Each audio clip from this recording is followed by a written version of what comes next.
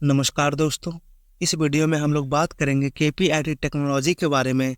तो पिछले कुछ सालों से केपीआईटी टेक में लगातार वन साइड मोमेंटम देखने को मिली है, जहां पर केपीआईटी टेक ने 6 महीने में अपने इन्वेस्टर्स को 40% का रिटर्न दिया है, 1 साल में 80% और 5 साल में 1000% का रिटर्न।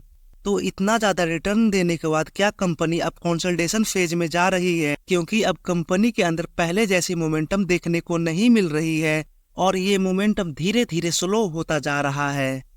तो चलिए देखते हैं कि अब कंपनी में अलर्ट होने का टाइम आ चुका है या फिर ये मोमेंटम अभी भी आगे बरकरार रहेगी। इसके लिए हम लोग कंपनी के इन्वेस्टर्स रिपोर्ट पर आ चुके हैं और समझने की कोशिश करते हैं कि कंपनी में क्या अच्छा और क्या बुरा चल रहा है।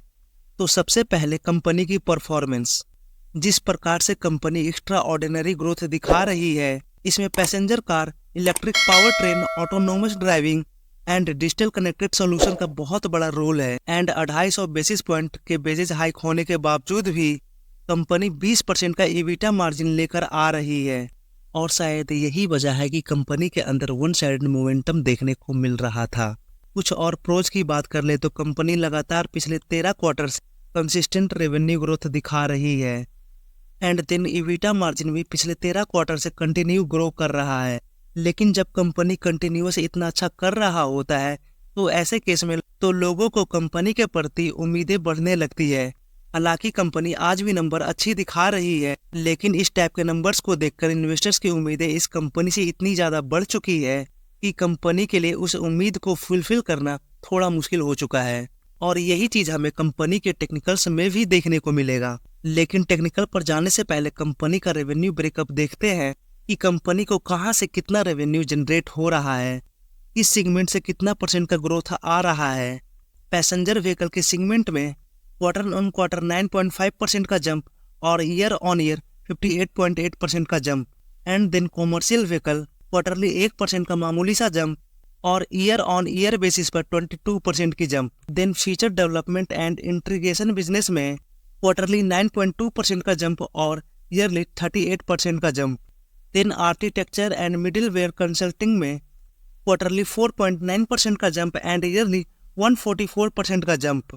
इस पूरे chart per year on year basis पर आर्किटेक्चर एंड मिडिलवेयर कंसल्टिंग में सबसे बड़ी ग्रोथ देखने को मिली है। देन क्लाउड बिजनेस में 9.7 और 51% की ग्रोथ देखने को मिली है। Then finally location wise business, US में क्वार्टरली बेसिस पर सेल्स में 1.7% की गिरावट आई है, लेकिन ईयर ऑन ईयर बेसिस पर आज भी 26-27% की ग्रोथ है। देन यूरोप के मार्केट में क्वार्टरली 12% की ग्रोथ और ईयरली 85% की growth. And finally Asian market, यहाँ पर क्वार्टरली लगभग 17-18% की ग्रोथ देखने को मिली है और ईयरली 35% की ग्रोथ। फाइनली इस डेटा को कंक्लूड करें तो जितनी अच्छी पहले ईयरली जंप हुआ करती थी, अब क्वार्टरली बेसिस पर उस तरह की जंप देखने को नहीं मिल रही है। अब धीरे धीरे ग्रोथ में डिक्लाइन देखने को मिल रही है, क्योंकि पहले का बेस बहुत ही ज्यादा छोटा हुआ करता था, इस वजह से ग्रोथ बढ़कर दिखती थी। लेकिन अब धीरे धीरे बेस बड़ा हो रहा है तो इस वजह से ग्रोथ छोटी दिख रही है। तो सबसे गंदे परफॉर्मेंस की बात कर ले तो कॉमर्शियल व्हीकल और यूएस मार्केट में कर रही है। कॉमर्शियल व्हीकल के सेगमेंट में कंपनी बस लॉस होते होते बची है। देन अब कंपनी की टेक्निकल्स। अब चलिए कंपनी की टेक्निकल्स पर चलते हैं। तो कंपनी के टेक्निकल्स में अगर वॉल्यूम चार्ट को देखें तो पिछले कुछ सालों का एवरेज वॉल्यूम लगभग इतना हुआ करता था, लेकिन अब वॉल्यूम में बहुत ही बड़ी डिक्लाइन आ रही है। वॉल्यूम पहले से आधी हो चुकी है, तो इस वजह से कंपनी धीरे धीरे कंसोलिडेशन की तरफ बढ़ रही है।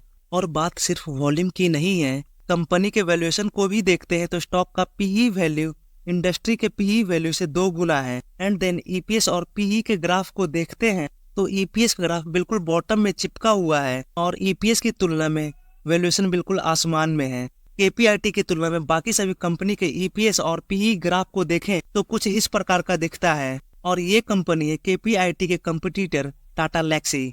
तो जब भी पीई ईपीएस को तोड़कर ऊपर निकलती है तो पीई को नीचे आना पड़ता है। और इस केस में भी आप लोग देख सकते हैं कि कैसे पीई वैल्यू ईपीएस के ऊपर जाकर ट्रेड कर रहा था, लेकिन फाइनली पीई वैल्यू के ईपीएस के अंदर आना ही पड़ा। अगर आप ये सोच रहे हैं कि ये तुक्के से हो रहा है तो चलिए दूसरी कंपनी पर चलते हैं और ये कंपनी है इन्फोसिस। देन जब हम लोग इसकी चार्ट पर जाते हैं तो इस चार्ट पर भी जब भी पीई वैल्यू ईपीएस से ऊपर जाती है तो वैल्यूएशन में गिरावट आती है। तो चलिए एक और भारत की सबसे बड़ी कंपनी को देखते हैं, यानी कि रिलायंस।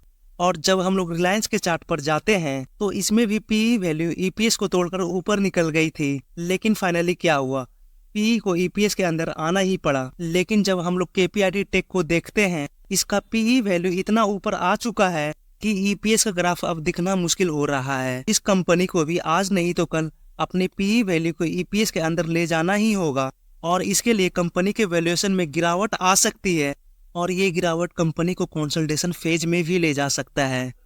ओवरऑल पूरी वीडियो को कंक्लूड करें, कंपनी की क्वार्टरली ग्रोथ में पहले जैसे जादू अब नहीं रही, क्योंकि कंपनी का बेस बड़ा हो चुका है। सेकंड, कंपनी में गिरता हुआ वॉल्यूम। एंड थर्ड, कंपनी की ईपीएस की तुलना में वैल्यूएशन काफ़ी ज़्यादा ऊपर जा चुकी है।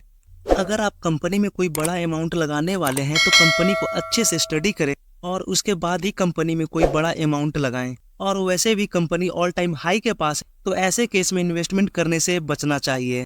मैंने आप लोगों के सामने कंपनीज के प्रोज और कॉन्स दोनों ही रखे हैं, ताकि आप लोग अपने रिस्क टेकिंग एबिलिटी के हिसाब से एक बेहतर डिसीजन ले सकें। और इसी के साथ इस वीडियो को एंड करते हैं। Thank you for watching.